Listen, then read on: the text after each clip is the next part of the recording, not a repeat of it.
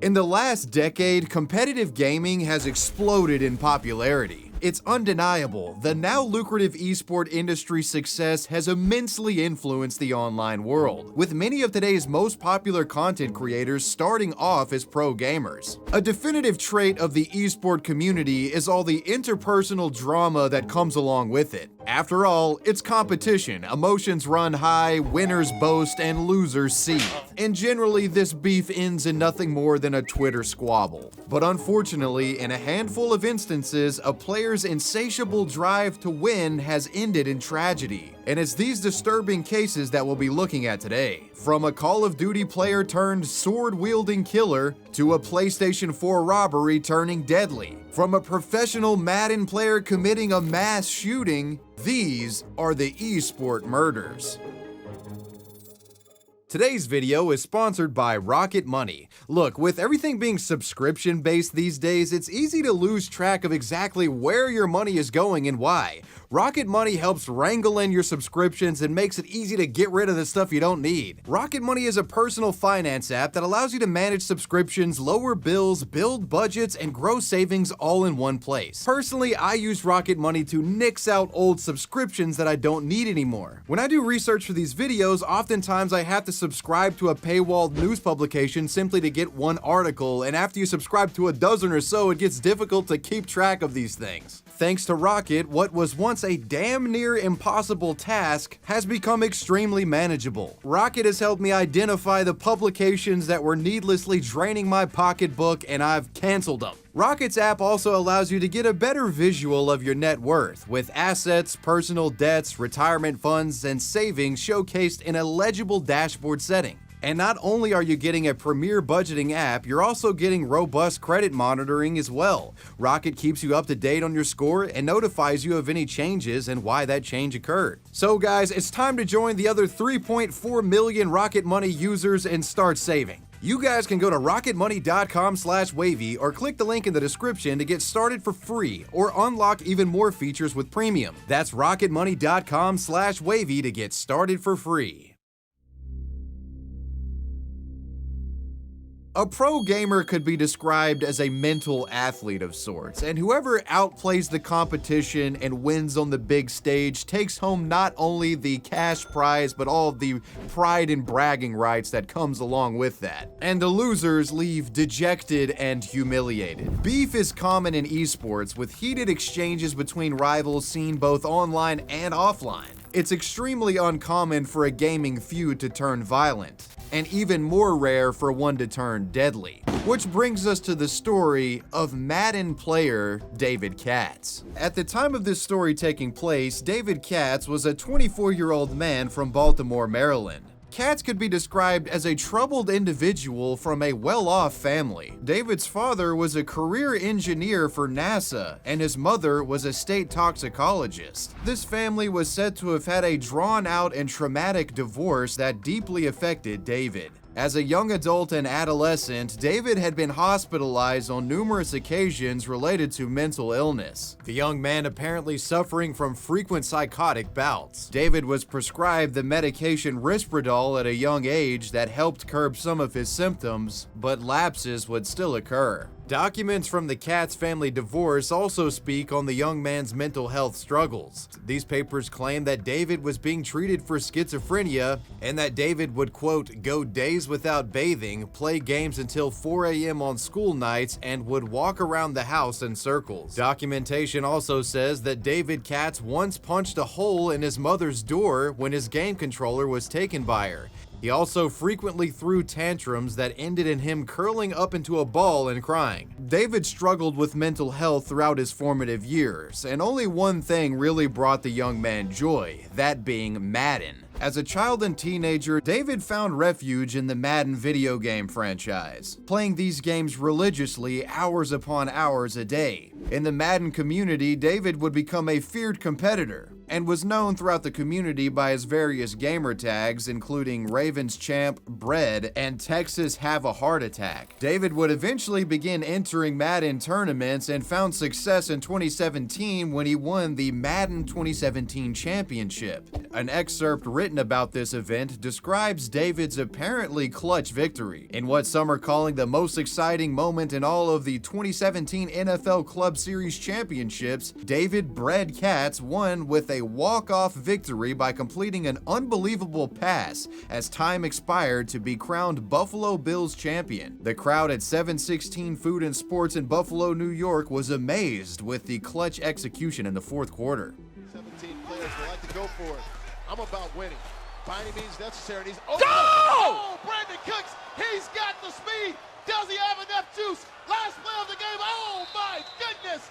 Touchdown, the young man from Columbia, Maryland. The last play of the game, and he gets it done. It's a touchdown. Alone. And while many competitive gamers celebrate their victories with a ridiculous pop-off of sorts, David was always said to have been rather stoic after securing the dub. Esports commentators have described David as not showing emotion when he plays, and one has been quoted saying, "To even get him to open up and talk to you about anything, it's like pulling teeth." He came in as a 7 seed and he just knocked off the 2 seed, and he did pretty convincingly. Yeah, I don't think of myself as a 7 seed. I think personally I'm one of the better players, and I like to let my game prove that. As David became more proficient at Madden, he would tour around the country and enter various Madden tournaments in the hopes of getting some cash prizes. And for the narrative of this story, none of those tournaments are important.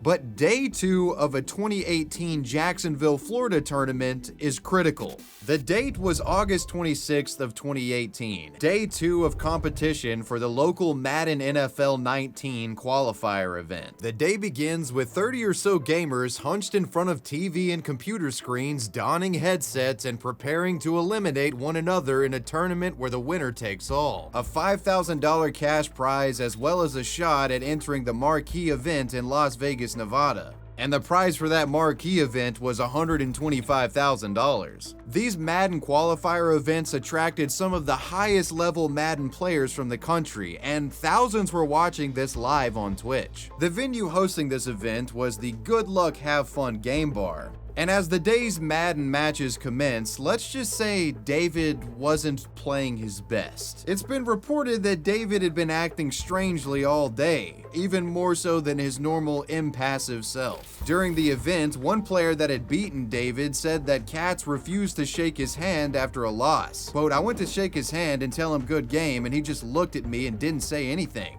Additional concerning behavior from David was witnessed after losing against another player named Bugs. And this loss would knock David out of the tournament, and needless to say, he didn't handle it well. He reportedly had an outburst, wouldn't shake Bugs' hand, and stormed off angrily. Most likely thought that after storming off, David had packed his bags and went home. But in all reality, he had gone to pick up some guns. David would return to the tournament floor with 2 loaded handguns, one of which had a laser sight. At 1:30 p.m., 2 hours into the tournament, David Katz re-entered the venue and rained down 12 shots upon the establishment, sending a foray of bullets towards competitors and spectators. David's first shot was actually caught on live stream, with the red dot from David's laser sight being seen pointed at the chest of 22-year-old gamer Elijah Clayton. Gunshots and screams echoed throughout the venue, with everyone in attendance making a mad dash for survival. A live stream from the tournament captured audio of the chaos that followed. Oh, what are you shooting with? Tables were flipped as contestants hid from David as the shots rang out throughout the rooms. Some of those who made it to cover would make frantic calls to 911, prompting a police and SWAT response to the ongoing active shooter situation. Sheriff deputies arrived to the Madden tournament around 1:36 p.m. What followed was a standoff of sorts, with some people who had actually escaped the event live tweeting the situation on Twitter. "I got out. Police escorted me. I'm done going to any Madden events, not EA majors with security." Eventually, gunfire from inside the venue would stop.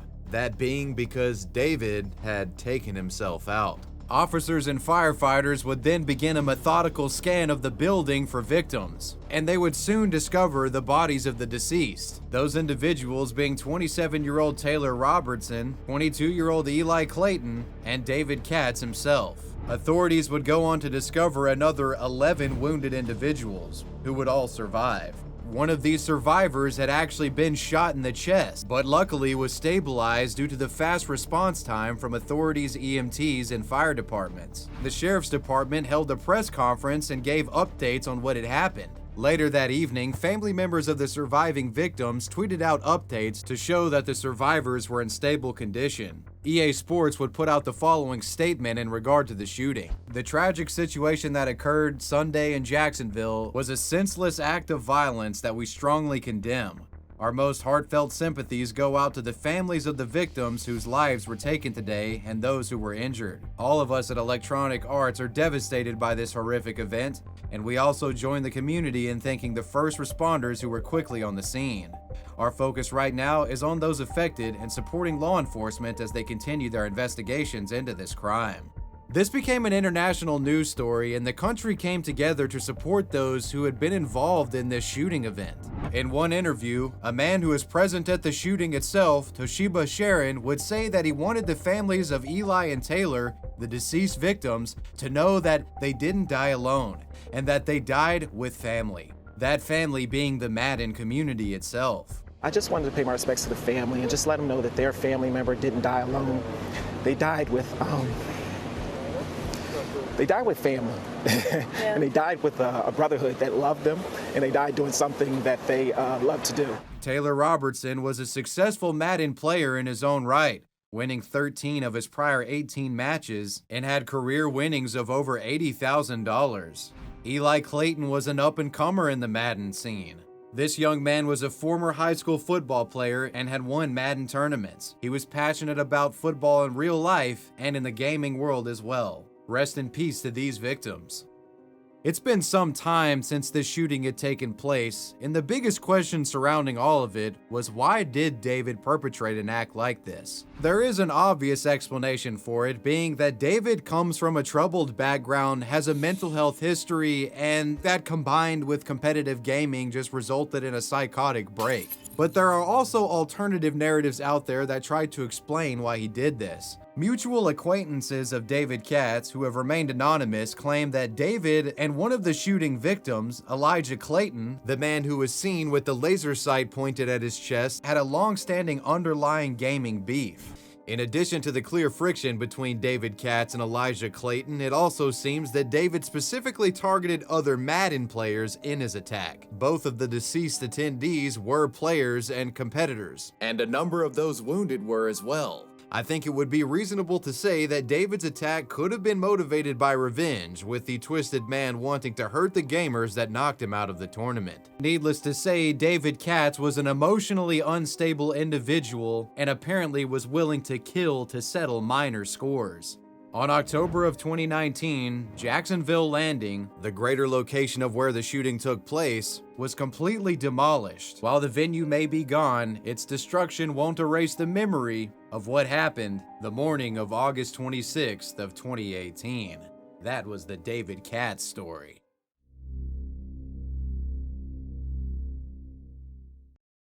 During the COVID-19 pandemic, with some people quarantined and people just generally staying inside more, you saw a massive influx of new gamers and gaming in general. In 2021, Latin America in particular saw a 200% increase in sales and merchandise connected to gaming. Competitive mobile gaming rose to popularity, thanks to battle royale shooters like Fortnite and Call of Duty Warzone being ported over to smartphones. Which brings us to the subject of our next murderous gamer, 18-year-old Brazilian man Guilherme Alves Costa. Guilherme played Call of Duty Mobile competitively under the name Flashlight for the gaming team Gamers Elite. As far as the man's bio information, Alves was said to have come from a loving family, with his mother describing him as a good boy. However, Guilherme was not without struggle. This young man reportedly battled with depression. at one point expressing that he was completely unhappy and tired with life. He was said to have had few friends and had a difficult time getting along with people.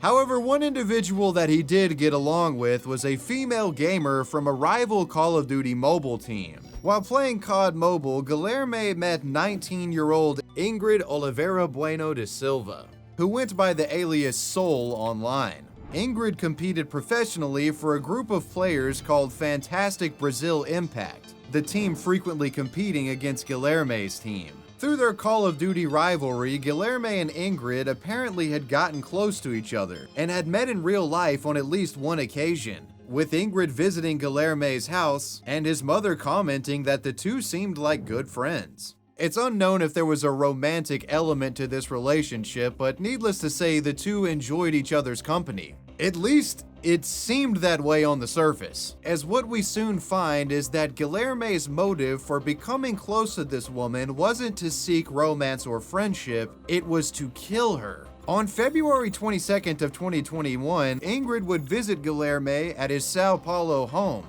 under the premise that the two would be playing Call of Duty in person together. What Ingrid didn't realize at the time is that Guilherme had been plotting for close to 2 weeks to lure her over and kill her. After Ingrid arrived, Guilherme would lure the young woman into his bedroom. Shortly after, the deranged man would procure a sword and began violently slashing and stabbing at the woman, continuing his assault until she was dead. In a sickening display of depravity, Guilherme would then record footage of her dead body after committing the murderous deed. In this not safe for life footage, it said that the sword handle could be seen protruding from the victim's stomach while Guilherme maniacally chuckles to himself. This gruesome footage was later uploaded to a WhatsApp group that Guilherme's gaming friends used. Guilherme comments, "You're thinking it's ink or that it's editing or something, but it's not." In this grisly video recorded by Guilherme, he would also add some commentary, claiming that he had written a 52-page manifesto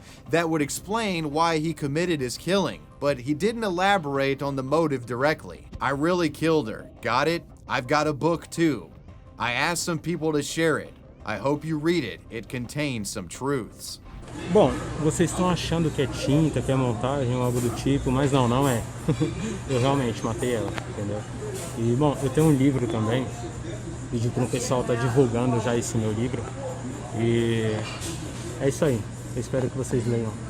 Tem algumas verdades. The gamers in the WhatsApp group who were sent the video and the messages from Guilherme would immediately contact police over the matter. Meanwhile, Guilherme would flee the scene of the murder. His brother would arrive home shortly after, found the dead body, and called police as well. Surprisingly, authorities wouldn't have to go on any manhunt to find this killer, as Guilherme turned himself in. Arresting officers noted that Guilherme seemed relatively calm about the matter, also stating that he seemed to understand the seriousness of the situation. When they asked what his motive was, Guilherme stated, quote, "Because I wanted to."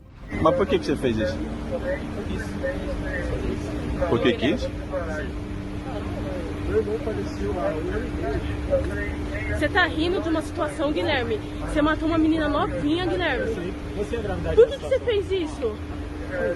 He would inform police that his killing was premeditated and had been meticulously planning this murder for close to 2 weeks. After his arrest, authorities would search Guilherme's home and found the 52-page manifesto that he referenced in the grisly video. This manifesto was titled My Dictionary, and in it he claimed that the killing of Ingrid was done as a methodical attack against Christianity. The details of exactly what Guilherme meant by this isn't exactly clear. His writings were said to have consisted of incoherent ramblings, loosely detailing his depression and dissatisfaction with life.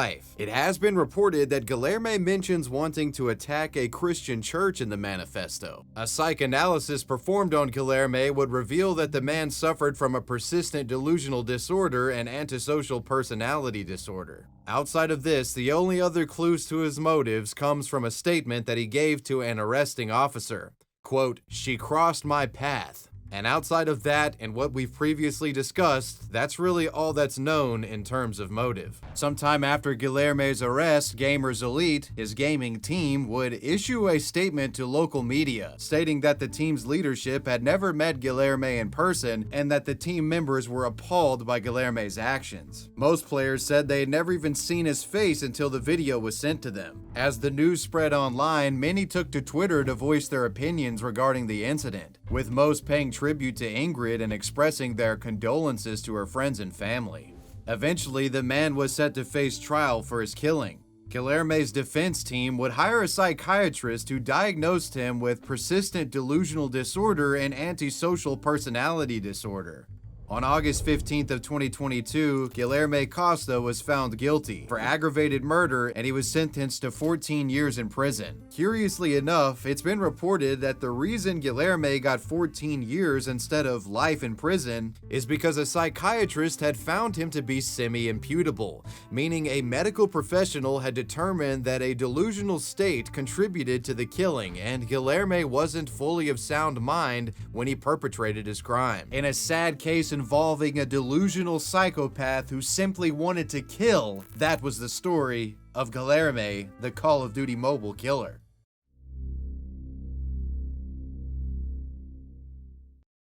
Daniel Zietz, also known by his gamer tag Phobos, had been playing Gears of War competitively since 2006, well before the explosion of esports into the mainstream. Daniel was one of the first professional Gears of War players and was a member of a gaming team known as the Amazing Squad. He would often attend MLG competition and had been described by his friends and competitors as one of the nicest guys you'd ever meet. Aside from his Phobos gamer tag, Daniel was often called Mr. Buddy Buddy, which was a nickname that his friends and competitors gave him simply because he was such a kind person. In addition to frequenting tournaments, Daniel also streamed live on Twitch, playing games like Destiny and Titanfall. And unfortunately for Daniel, it would be a gaming-related interaction that would ultimately put him in the situation that leads to his death. In Atlanta, Georgia, on the night of September 12th of 2014, Daniel was playing games with some of his friends when he told them that he'd be right back. He then steps outside to meet a couple that he had gotten in contact with over Craigslist. Apparently, Daniel had made plans to meet with this couple and sell them his PlayStation 4. The console was relatively new on the market and was difficult to find. Daniel would meet up with this couple in the parking lot of his Sandy Springs apartment at approximately 9:30 p.m. At this rendezvous point, he would meet the individuals he had been communicating with on Craigslist. Those individuals being 20-year-old Nathaniel Vivian and 16-year-old Kayla Dixon. The girl's 16-month-old baby was brought along as well. However, what you might have put together by this point is that the couple that wanted to do this PlayStation transaction at 9:30 at night, they didn't have the best intentions. As a matter of fact, Nathaniel had been meticulously planning a robbery with Kayla for over a week by this point. Apparently, Nathaniel, low on money, had actually recently sold his own PlayStation 4 to pay rent and wanted to get another console to replace it. He thought the best way to do so was to sucker somebody in on Craigslist and steal it from them. In the planning of the robbery, Nathaniel even searched up terms like how to rob someone on YouTube. His intention for organizing this Craigslist meet was very clear. After the group meets up and exchanges pleasantries, the conversation then switches to the PlayStation in Daniel's hands. And it's at this point where Nathaniel lunges towards Daniel and grabs it, trying to pull it out of his hand. So Nathaniel quickly grabs the console and tries to rip it away, but Daniel resists and actually puts up a fight, not having any of this robbery. And seeing that Nathaniel was getting overpowered by Daniel, that's when Kayla comes into play. Seeing the ongoing struggle, it's at this point where Kayla reaches into Nathaniel's glove box and pulls out a .25 caliber pistol. She aims the firearm at Daniel and pulls the trigger. The bullet pierces Nathaniel's hand and then hits Daniel in the chest, causing him to fall to the ground breathless. Nathaniel quickly scoops up the PlayStation, hops into the vehicle, and this would-be Bonnie and Clyde flee the scene, leaving Daniel for dead. Nearby residents heard the gunshot and notified police. Officers would arrive to find Daniel's dead body. Meanwhile, Nathaniel and Kayla were on the way to the hospital themselves to get Nathaniel's shot hand looked at. After arriving and showing doctors the injury, they made up a fake story explaining what had happened, stating that they were in fact victims of a robbery and that Nathaniel had been shot in the process. Since Daniel told medical staff that he had been shot as a result of a crime, police were notified in this matter, and they were able to put two and two together here and realize that the guy was full of shit and he actually got the injury from, Kayla shooting at Daniel, the guy that they just actually robbed. This resulted in Nathaniel and Kayla confessing and admitting that they were responsible for the death of Daniel. Both were arrested in Northside Hospital and were booked in Fulton County Jail. The district attorney's office would later announce that despite Kayla being a teenager, she would be tried as an adult. And before you knew it, these botched robbers were facing murder charges. With Daniel being somewhat of a popular figure in the esports community, news of his death spread quickly. KL Arctic Smith, Daniel's friend, teammate, and the last man to ever speak with him, set up a GoFundMe account to help with funeral costs. This GoFundMe eventually raised close to $23,684. KL Smith also made a tribute video expressing his sorrow for losing his friend as well. One of our teammates was basically robbed, and he resisted the robbery and was shot and killed. And that teammate is Phobos, or Danny. He was so friendly to everyone that we had ever met. And, when any of us were having a rough day, you talk to Danny, he'd cheer you up. It's a tragic loss. I feel really bad for his families. My condolences go out to them. And I can only hope that you guys, if you were touched by him at all, either through Gears of War or just one of his videos, you happen to run into him, play a game with him, please try to help. That's all I can ask. I don't ask a whole lot from any of you guys. It's so tragic. I don't really have too many words for what has happened, but it really sucks. In June of 2016, during what was supposed to be Kayla's first day of trial, she announced that she had taken a plea deal and would serve 40 years in prison. While addressing the court, she apologized in tears. Quote, "I would trade anything, almost anything, to bring Daniel back, but I know I can't. I want Daniel's family to know that I regret that day. I'm so sorry. I ask that God heals the hearts of Daniel's loved ones. I know I'm facing a long time away, and I hope one day my apology will matter." In August of 2016, during Nathaniel Vivian's trial, his defense attorney placed the blame on Kayla. Quote, "Everyone's testimony today never had Nate touching the gun, only that Kayla had the gun, took it out of the glove compartment, and shot." However, the prosecutors argued that Nathaniel held responsibility as he was the one that planned the robbery and was the one that first attempted to take the game console from Daniel. Quote, "They methodically planned to steal a $280 PlayStation, and that's what they did. And the death of Daniel Zietz was a direct result of that." On August 17th of 2016, Nathaniel Vivian was found not guilty of malice murder, but was found guilty of felony murder, armed robbery, and several other charges. He was sentenced to serve life in prison. Daniel's parents spoke out to say that they were relieved to find out both culprits were being held accountable for the murder. "It came out the way I think was fair. It was a real tragedy 2 years ago. It's a tragedy today. Forgiveness would be a long, long time away, a long road away, because we've lost our son and he's lost his entire future."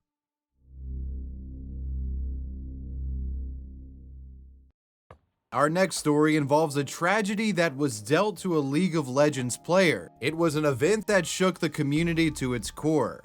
The Double Lift family murder. One of the most commonly played games on Twitch is that of League of Legends. Throughout the years, League has gained a massive following thanks to it being one of the leading prospects in esports. I really don't need to tell you guys this, but League is massive around the world, with some League of Legends World Championships being viewed by 45 million people concurrently. Our story involves a top professional League player named Ilian Pang. Ilian, who goes by the in-game moniker Double Lift, has been playing professional League since about 2011. He was born in Mission Viejo, California in 1993 and was the middle child and younger brother to Eong Pang. Ilion got his start in gaming playing games borrowed from his older brother. Eventually, Ilion would inherit his older brother's computer, and that's how he gets into League of Legends. Ilion was a natural at the game and thrived in its online competitive scene. His success at the highly competitive title eventually caught the attention of Counter Logic Gaming, a professional esports organization. And Counter Logic would give Ilion, aka Doublelift, his first big break in the esports scene, signing him to their gaming org. He was now a pro gamer. Despite having success in-game, personal struggles existed in Doublelift's life. In particular, the young man's parents weren't supportive of his gaming career choice and felt like he was pursuing an esports career against their wishes. They wanted him to go to college and get a more traditional job. Ilion was resistant though and wanted to prove to his family that gaming could bring in the big bucks. In 2011, Ilion was invited to his first major League of Legends tournament overseas, the tournament taking place in Sweden. His parents were strongly against him attending and even allegedly said that if he went, he would die. But eventually they would allow Ilion to go to this Swedish tournament, and that's thanks to Ilion's older brother Ehong talking them down and talking some sense into them and making them realize the opportunity that their son had. Ilion has once reflected on this moment, stating, "I think my older brother is like the most influential figure in my life." Thanks to his older brother, Ilion was indeed able to travel overseas and compete in this gaming tournament. But as soon as he got back, they continued hassling him regarding his desire to be a professional player. This hassling eventually resulting in a massive verbal argument with Ilion's mom calling her son lazy and worthless and kicking him out of the house for good. After being kicked out, Ilion would take to Reddit and vented his frustrations to his fans. In this post, Ilion states, quote, "My mom is a first-generation Chinese immigrant and she basically adheres to every single Asian parent stereotype out there." Ilion's Reddit post detailing him getting kicked out because of his pro-gaming aspirations would go somewhat viral. Fans and Redditors would chip in to get the now homeless League star back on his feet, in an amount that totaled over $1,000.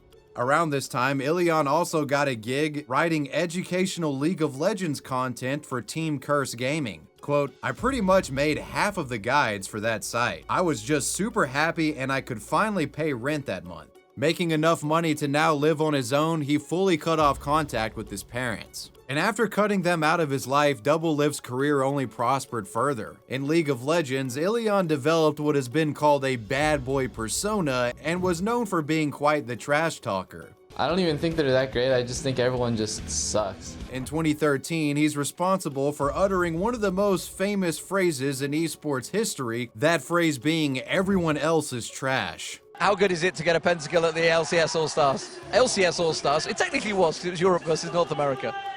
Everyone else is trash.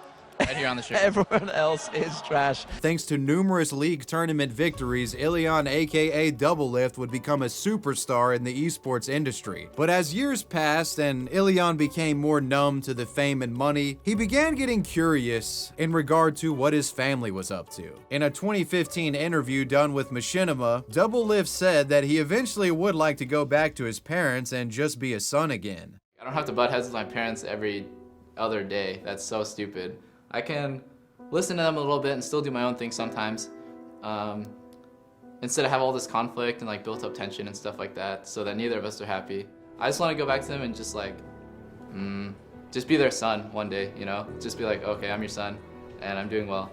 But right now I can't do that, I'm too busy. And around this time, it said that Doublelift reached out to them and was able to come to a sort of tentative peace with them. Quote, "Today I realized I still love my mom. Guess family really is forever, even if I spent 10 years angry with them." Ilion would re-enter the gaming space with a newfound vigor, winning numerous tournaments over the next several years. Fast forward to 2018's League Championship Series. He would go on to help defeat Cloud9's team in the quarterfinals and the Echo Fox team in the semifinals in the League Championship. But just a week before the League of Legends World Championship Finals were to take place, Doublelift was hit with a life-changing tragedy. On March 31st of 2018, Doublelift's 30-year-old brother Ehong would find himself in a verbal argument over the phone with his parents. Apparently, Ehong was in an emotionally sensitive state after his girlfriend had just broken up with him. In an effort to console the man, Ehong's mother and father would travel to his home. After his parents arrived, Ehong made it clear he didn't want any assistance and became combative towards them. It's at this point where Ehong grabs a butcher knife and chases the family out into the street,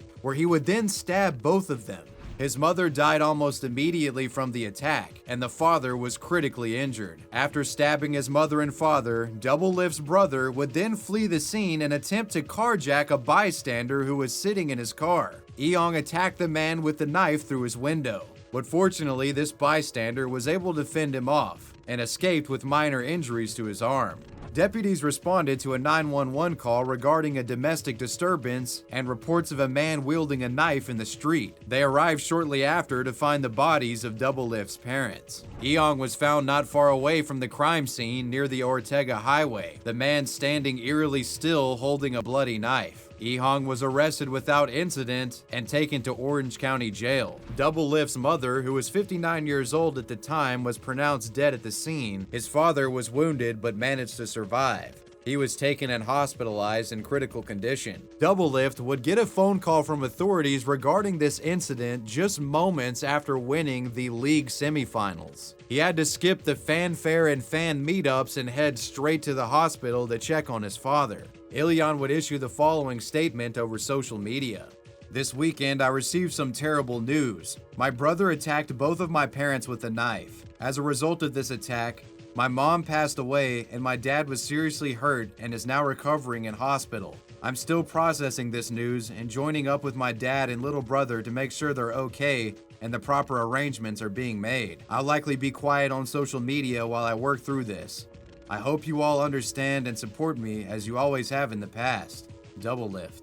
Naturally, many have asked what drove Ehong to commit his brutal attack. This is a question authorities have struggled to answer, and to this day, there really is no clear motive established. The despair caused by the recent breakup with his girlfriend was certainly a contributing factor, but that alone doesn't fully explain the attack. The complicated family struggles in the Pang home have been well documented by Ilion, and perhaps there is something to that, and there very may well have been an undiagnosed mental disorder at play here as well. Anything at this point, though, is just speculation. On April 2nd of 2018, Ehong Peng was charged with murder, attempted carjacking, as well as 2 attempted murder charges, and was facing 44 years to life in prison. His bail was set to $1 million. Meanwhile, despite going through the death of his mother, Doublelift announced that he would still participate and attend in the league finals against 100 Thieves' team, a tournament that Doublelift and his team would win. Been to the final stage before, and now they'll be there victorious together as Team Liquid are your North American LCS Spring Split champions.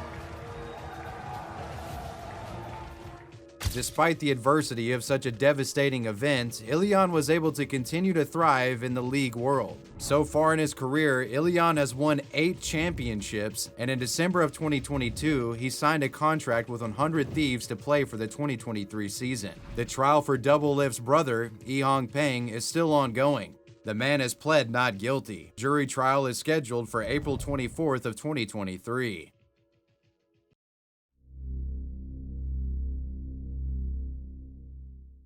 Our next story involves a group of Filipino DOTA players who traveled to a DOTA tournament, with some of them not returning alive. This story begins with 3 young men, 17-year-old Joshua Laksamana, 15-year-old Julius Sebastian, and a third unnamed friend who isn't identified in reports regarding this story. All 3 of these young men were competitive DOTA players, and on August 14th of 2018, they would make it their mission to attend a Dota 2 tournament that was taking place in Baguio City. These 3 individuals were from Tarlac City. As you can see on this map, it's not the most walkable distance. With none of these boys being in possession of a vehicle, what they decide to do is essentially hitchhike to the tournament. And according to a report from one of the boys, they made it to the tournament safely. participate, don't win, but enjoyed their time nonetheless. After the tournament had concluded, the three friends reconvene and start hitchhiking back to their home city. On the way back home, the unnamed friend mentioned earlier in the story separates from Joshua and Sebastian after deciding to rest. And for whatever reason, Joshua and Sebastian would decide to separate and go forward without their unnamed friend. And little did any of these young men know, this would be the last time any of them would see each other alive.